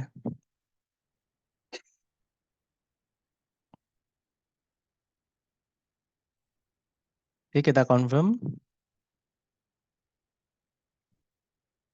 Kemudian go to assignment. Nah, di sini ya. Di sini nanti kalau akun Turnitin teman-teman itu adalah akun instruktur, maka nanti ada AI detektornya muncul di bawah sini ya. Nah, ini lagi berproses. Nah, kalau tandanya seperti ini berarti ini tidak ada penggunaan AI dalam penulisan artikel ini. Ya. Nanti kalau teman-teman di sini muncul ya, muncul nilainya misalnya 20% atau bahkan 100% misalnya, maka itu adalah buatan AI. Makanya saya sarankan teman-teman jangan menerjemahkan artikel teman-teman dengan menggunakan AI. Karena nanti bisa dideteksi oleh Turnitin, ya, seperti itu. Ini kok belum keluar. Nah, karena prosesnya tadi saya cepat ya. Jadi hasil ininya perlu di-refresh gini supaya hasil similarity-nya muncul. Nah, ini 17 similarity-nya. Kalau ingin tahu lebih jelas similarity-nya, kita bisa klik ya di sini. Nah, di sini ini 17 teman-teman. Ini belum difilter ya. Jadi mungkin bagi editor jurnal itu harus difilter dulu teman-teman. Kenapa? Kalau nggak kita filter maka bibliografi itu masih ini. Tapi ini sudah difilter ya. Ini sudah saya kasih centang, maka exclude quotes and exclude bibliography, kemudian apply change. Nah, ini biasanya ada perubahan. Karena ini tadi sudah dari awal sudah centang dua-duanya, maka tetap 17% ya. 17% ini masih di bawah 20%. Terkadang dia masih diterima di jurnal-jurnal Scopus yang mungkin ukurannya adalah 20% maksimal mungkin. Ya, seperti itu. Jadi teman-teman di sini ada, nah ini ada AI 1 lah, 1% gini ya. Tapi terkadang di sini kemarin juga ada kasus teman itu nulis sendiri tanpa menggunakan AI. Nah di sini nih ternyata yang dideteksi AI itu apa? Kita klik di sini. Nggak muncul karena mohon maaf bagi yang punya IDM dimatikan dulu. Karena ketika dia diklik nggak akan muncul kalau IDM-nya masih nyala. Nah, saya ulangi lagi. Kita klik AI-nya di sini kita klik. Nanti di sini akan ditayangkan mana yang ditulis oleh AI. Nah, ini kebetulan 1% ya. Nah, ini. Di sini ini yang terdeteksi AI. Nah, ini teman-teman ketika tahu seperti ini sebaiknya diparaphrase. Untuk mendapatkan file ini adalah klik download ini. Ya. AI Writing Report ini kita download untuk mendapatkan filenya. Sehingga nanti kita tahu bagian mana yang terdeteksi AI. Untuk kasus teman saya kemarin tulisan asli sendiri tapi terdeteksi AI. Mungkin tulisannya terlalu bagus ya. Jadi sampai terdeteksi AI. Padahal nulis sendiri. Ya, memang terkadang kekurangan daripada mesin adalah tidak bisa membedakan tulisan asli beneran sama yang buatan mesin. Ya, seperti itu. Nah, di sini kita bisa copy paste untuk yang terdeteksi AI di paraphrase. Menggunakan apa? Lanjutannya yaitu kita bisa memanfaatkan Pillbot, ya. Yang terakhir kita paste di sini. Oke. Maaf.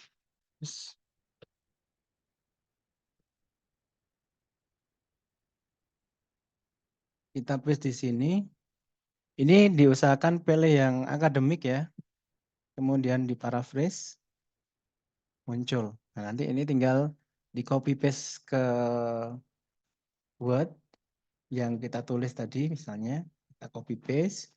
Kemudian kita save. Kita cek lagi sama Turnitin. Apakah dia masih terdeteksi AI atau tidak. Mungkin seperti itu sedikit penjelasan tentang AI. Mungkin dari teman-teman ada yang bertanya, dipersilahkan.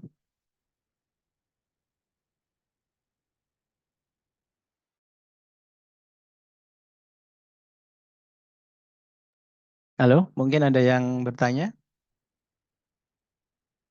Tidak ada?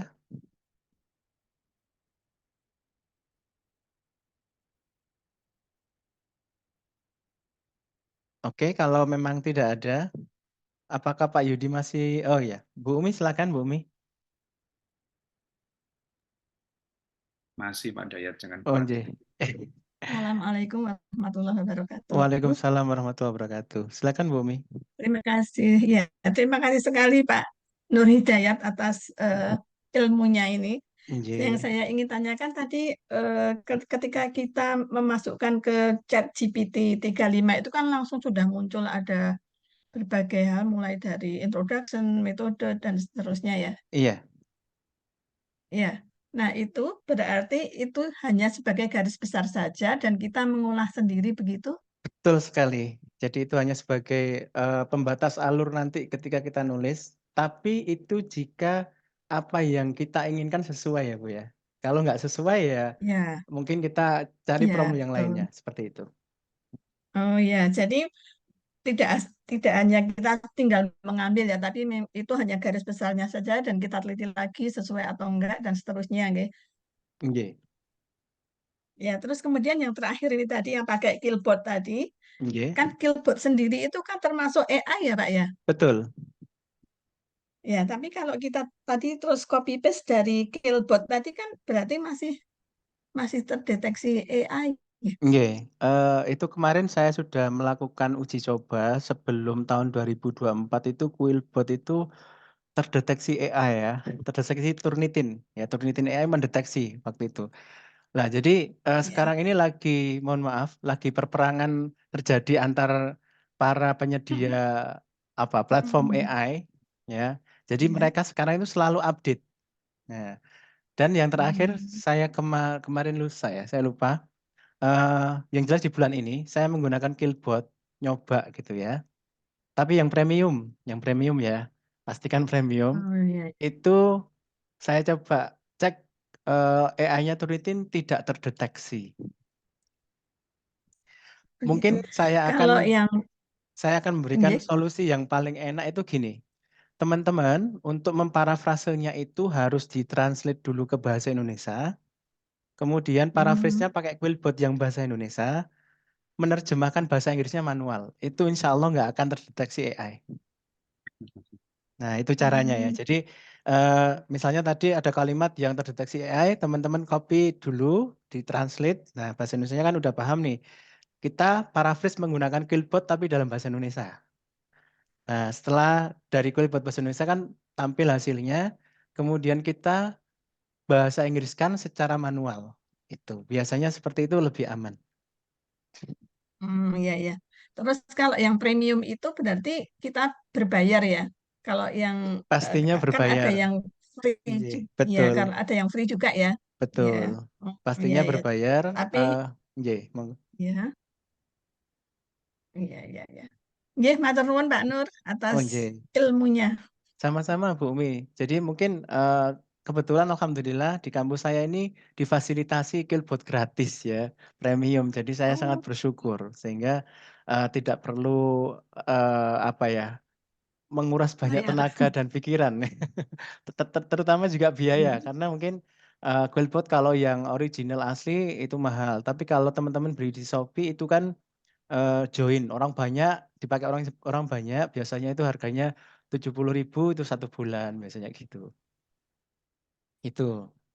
Jadi mungkin bisa memanfaatkan Shopee atau yang lain Lazada dan sebagainya Tokopedia yang menyediakan Killbot yang mungkin lebih terjangkau gitu ya. Tapi kalau kampusnya sudah menyediakan, alhamdulillah seperti itu. Matur Oke, nuwun. Nggih, makasih Bu. Ini ada pertanyaan dari Bu Nur Jamilah. Untuk hasil paraphrase menggunakan Quillbot apakah terdeteksi AI Turnitin? Sepengalaman saya di bulan ini tidak, ya. Tidak itu bukan berarti untuk selamanya, karena ketika Turnitin upgrade lagi, bisa jadi besok, lusa, minggu depan terdeteksi ya. Jadi saran saya tadi, untuk tidak terdeteksi dia sebagai AI, maka teman-teman translate dulu. Jadi misalnya tulisannya bahasa Inggris, translate dulu ke bahasa Indonesia. Dari bahasa Indonesia itu diparafrase Quillbot, baru translate bahasa Inggrisnya manual. Itu insya Allah tidak akan terdeteksi. Terjemahan menggunakan DeepL Translator terdeteksi Turnitin enggak ya? Kemarin saya coba dan terdeteksi, Bu. Tapi saya nyobanya ya nggak premium ya, yang nggak premium. Nggak tahu kalau premium. Biasanya itu rata-rata kalau premium itu tidak terdeteksi.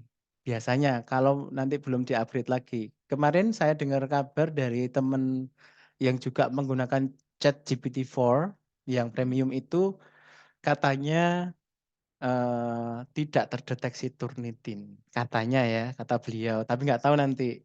Cuman bahasanya saja yang memang, kurang smooth gitu ya. Jadi mungkin, eee, rasa manusianya itu hilang kalau dari mesin gitu ya.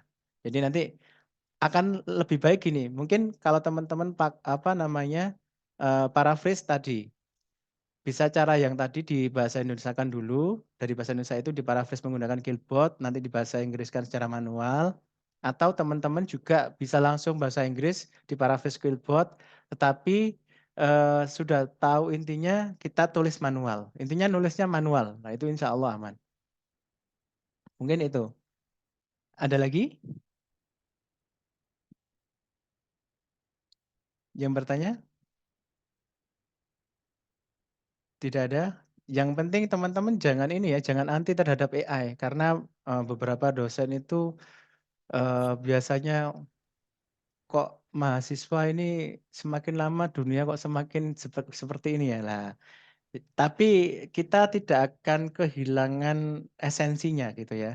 Jadi AI ini dianggap sebagai alat saja. Apakah mahasiswa boleh mengetahui, Pak? Kalau saya boleh. Ya, kenapa? Karena mahasiswa itu biasanya lebih tahu duluan, bahkan saya pernah tahu dari mahasiswa ya. AI ini tuh tahu dari mahasiswa gitu, pernah terjadi seperti itu. Jadi, seringkali mereka justru lebih update dan mungkin saya akan tunjukkan salah satu yang paling update di mahasiswa ya. Ini dosen-dosen belum tahu biasanya. Ini yang terbaru, teman-teman hanya nuliskan topik saja itu sudah dibuatin sampai selesai, ya. Jadi ini tulisannya Your Undetachable AI Writer. Katanya sih gini, tapi saya belum pernah nyoba. Ini nyobanya yang gratisan ya. Teman-teman Belum muncul, menulis belum muncul di oh belum muncul. Oh layar. iya, mohon maaf. Ya. Ini yang terbaru, sangat baru sekali. Saya tahu baru 1 minggu yang lalu. Wah, berarti harus update terus, Pak. Oh iya, jangan sampai kalah dengan mahasiswa ya. Kita harus update terus. Ini namanya AI Tor. Jadi teman-teman di sini tinggal menuliskan judul ya, judul saja. Misalnya judul ini saya copy misalnya. Ini akan membuatkan langsung seluruh artikel sampai selesai. kalau teman-teman pakai yang premium. Ya.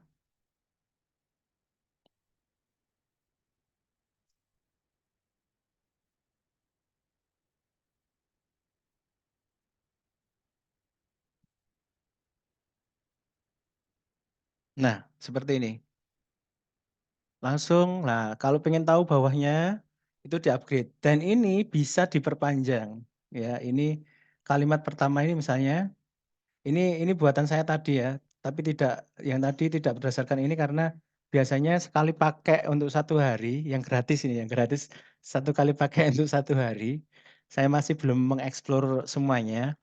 Yang jelas ini ada tokennya maksimal 200 token.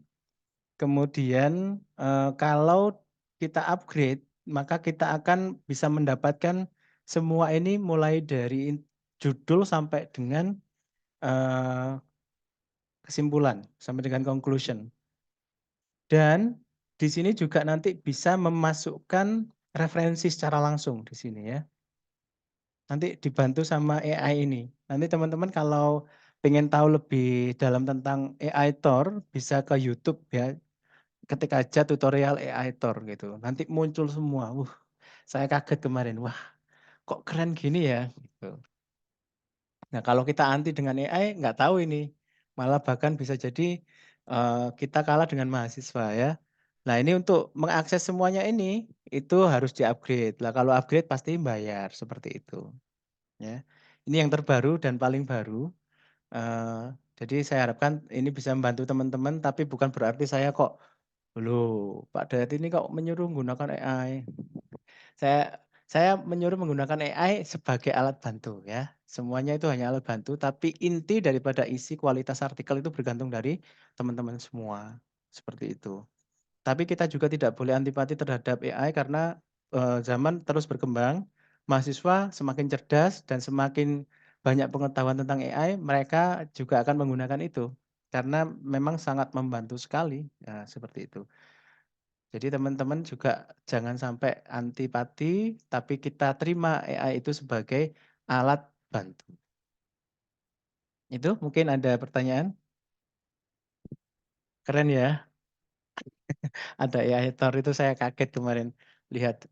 Wih, jadi di situ tuh referensi bisa langsung masuk. Kita cari, kita nulis apa, carikan referensi apa, pakai style yang mana, apa style atau ML atau Chicago, itu muncul semua. Kalau yang premium, nanti bisa cari di YouTube. Ada lagi yang bertanya?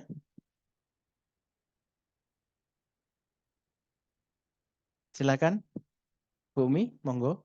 Kalau bertanya Saya lagi, tanya lagi nih. monggo. Misalnya kita menemukan mahasiswa menggunakan itu ya apa menggunakan AI.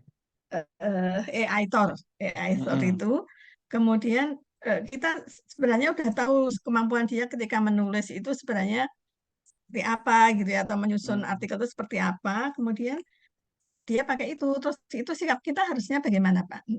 Nah, kalau kita memang mengetahui mereka kalau saya biasanya seperti di kelas saya itu ya, saya tunjukkan, Turnitin ini dulu. Jadi ternyata Turnitin instruktur itu bisa mendeteksi AI loh. Jadi teman-teman nanti kalau ngerjakan tugas jangan menggunakan AI, karena pasti terdeteksi. Saya praktekkan di situ, ya dipraktekkan, kita coba copy paste gitu ya, dari AI, kemudian kita save, kita, cek dengan Turnitin, AI-nya muncul 100%, mereka kaget biasanya, "Loh, bisa terdeteksi kan?" Gitu, biasanya gitu. Itu di awal, Bu, biar mereka tidak menggunakan AI gitu ya. Kita juga kasih peringatan, tapi kalau sudah terlanjur maka mungkin kita bisa panggil face to face, mungkin kita kasih nasihat gitu ya yang baik, boleh menggunakan AI tapi hanya sebagai alat untuk, intinya semuanya itu dari Mbaknya atau Masnya gitu. Sehingga bukan berarti kita melarang menggunakan AI, tidak. Tapi, Ya, ya. memberikan solusi kepada mereka, silakan gunakan AI, tapi jangan jangan sepenuhnya bergantung kepada mereka, seperti itu. Tetap kitanya yang menjadi kontrolnya, mungkin gitu. Karena kalau kita langsung kasih nilai, mohon maaf, nilai langsung minus dan sebagainya, itu biasanya mereka takutnya itu ada dendam pribadi. Karena sekarang itu lagi marak Bu, mohon maaf, dendam pribadi mahasiswa terhadap dosen gitu ya. Tiba-tiba di tengah jalan dosennya dicegat, itu juga ada yang terjadi seperti itu. Jadi untuk Ya. menghindari hal-hal negatif, maka kita dudukkan mereka tapi jangan di depan teman-teman, tapi dipanggil ke ruangan kita kasih solusi, itu aja sih. Ya, jadi ada beri pengarahan gitu ya, supaya Betul. lebih dulu Nggih. baiknya. Oke, matur Nggih, nuwun. sama-sama. Untuk instruktur, Turnitin instruktur apakah bisa dibeli online? Iya, bisa. Di Shopee itu harganya rata-rata 1 bulan itu, yang aman ya, yang saya sarankan yang aman itu 200.000. Yang 100.000 itu biasanya Anda hari ini bisa, tiba-tiba 1 minggu nggak bisa ngakses. Pokoknya yang aman sepengalaman saya, ketika beli Turnitin itu yang harga 200.000 ke atas. Turnitin ini ya instruktur, akun Turnitin instruktur. Jadi 1 bulan itu harganya 200.000. Itu yang menurut saya lebih aman. Kalau yang di bawah 200.000 biasanya tadi 1 minggu kepakai 2 minggu, 2 minggu berikutnya udah nggak bisa kepakai, biasanya gitu. Oke. Ada pertanyaan lagi ini dari Mbak Meisa, mohon izin jika menyimpang. Nggih, untuk terbit di jurnal bereputasi perlu proofread. Mungkin bisa share pengalaman untuk penggunaan layan. Oke. Saya pernah menggunakan proofread dan memang diminta dari jurnal. Saya saat submit di IJR ya, IJR miliknya IAS, itu diminta proofread dan proofread-nya harus bersertifikat ya. Kita menyertakan sertifikatnya bahwa judul artikel ini dengan penulis ini, itu sudah di-proofread-kan di sini. Nah, itu ada. Kebetulan, saya juga dapat rekomendasi itu dari teman dan teman artikelnya juga sudah publish di Scopus gitu ya, sehingga saya percaya dan saya menggunakan, alhamdulillah terbit kemarin di IJRE. Ya, itu. Untuk biaya, alhamdulillah waktu itu dapatnya, 1 artikel 8 halaman, itu saya kena 1,5 juta. Itu ya, 1,5 juta itu saya proofread-nya di Malang. Saya tidak sebut nama, nanti japri saja, soalnya nggak enak nanti dikira promo gitu ya. Tapi walaupun di-proofread, biasanya pihak jurnal itu tetap minta beberapa revisi lagi. Jadi tidak selalu kalau habis proofread, sama native gitu langsung diterima, tidak. Jadi ternyata setelah saya menjalani habis proofread tetap diminta revisi, ini masih kurang ini. Nah itu sudah nggak saya proofread lagi, itu saya proofread pakai Grammarly saja yang premium, itu. Dan alhamdulillah bisa terbit. Berikutnya apakah edit GPT fungsinya sama seperti Grammarly? Nah, edit GPT saya belum tahu ya, belum pernah menggunakan edit GPT. Karena di sini, fasilitasnya kurang ya, karena nggak premium. Nah, mungkin saya belum tahu untuk yang edit GPT mungkin adanya di, GPT-4 mungkin ya.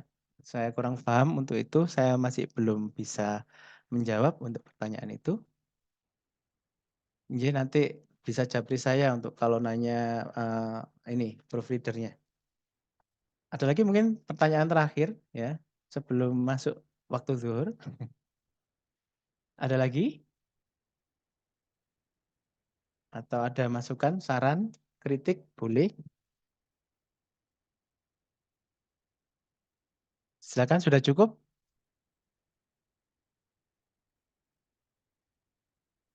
Oke, kayaknya sudah cukup ya, karena bulan puasa mungkin sudah pada ngantuk ya. Biasanya habis sahur nggak tidur Pak, oh ya sekarang ngantuk memang. Rasanya paling enak ya kalau siang-siang gini tidur sedikit gitu udah lumayan. Oke, terima kasih semuanya sudah bergabung di acara Airit pada pagi hari ini sampai siang hari. Semoga bisa memberikan manfaat. Untuk file sudah saya share semuanya di grup Airit. Bagi yang ingin bergabung di Airit bisa langsung menghubungi Mbak Nanda ya. Mbak Nanda nomornya sudah saya share di chat. Kemudian jika ada pertanyaan-pertanyaan tentang artikel Scopus dan sebagainya, bisa langsung WA di grup ataupun Japri ya. Untuk video mingguan atau bulanan. Jadi kita perlu diketahui bahwa kita tiap bulan share video ya, video Scopus discontinue. Jadi teman-teman yang ingin mendapatkan info tersebut bisa gabung di IRID ya. Nanti tiap 1 bulan sekali itu pasti ada update jurnal yang didiscontinue dari Scopus seperti itu. Dan juga jurnal yang baru masuk terindeks Scopus. Nah, mungkin bagi teman-teman penulis pemula, jurnal yang baru terindeks Scopus itu menurut saya itu sangat bermanfaat ya bagi penulis pemula. Nanti teman-teman kalau pengen punya dapat Scopus ID bisa mencoba di jurnal-jurnal yang baru terindeks Scopus seperti itu. Mungkin ada tambahan dari Pak Yudi? Cukup Pak Dayat, terima kasih Pak Dayat, mantap penjelasannya. Cukup nggih? Terima kasih banyak. Mohon maaf atas segala kekurangan. Selamat menjalankan ibadah puasa. Kami akhiri. Assalamualaikum warahmatullahi wabarakatuh. Waalaikumsalam warahmatullahi wabarakatuh. Terima kasih Terima Pak. kasih Pak Yudi dan Pak Kasih Pak Dayat. Yudi, Iya, Pak Dayat. sama-sama. Lalu Monggo. Pamit. Nggih, monggo.